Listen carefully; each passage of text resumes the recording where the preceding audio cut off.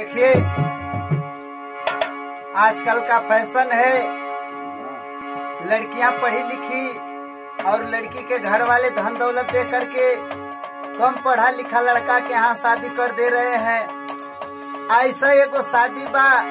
कोनो दुल्हा अपने दुल्ही से कहत बा कि सगरो बदनामी करा देलू। ये गीत आप लोग के बीच में जात बा, अगर बढ़िया लगे तो जो लोग भैया चैनल को सब्सक्राइब नहीं किए वो लोग चैनल को सब्सक्राइब करेंगे, वीडियो को लाइक और शेयर करेंगे। लड़का कहत है कि बड़ी बदनामी करो, बताओ बा अरे बदनामी हो करवलू, बदनामी हो करवलू, बदनामी हो करवलू, बदनामी हो करवलू, बदनामी हो करवलू, बदनामी हो करवलू। भाई से कछत जब तुहरे जुआरा नहीं कई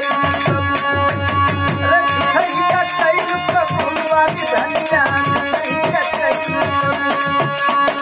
ये डिग्री कई के फसवली,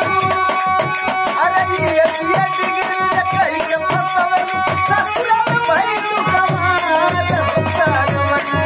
बदनामी हो करवली, बदनामी हो करवली, बदनामी हो करवली। बतावत बाकी ये दिए बतौलू, लेकिन यहाँ तक गंवारों से बेहच बाटू, कौनो काम धाम को लूर नहीं खेत तोहरो और तोहरे बाबू के दुआरे भइल का मिलल न बरतिया के दुआरा पे पनिया नैया के करलू बखान, अरे नैया के करलू बखान, बात धनिया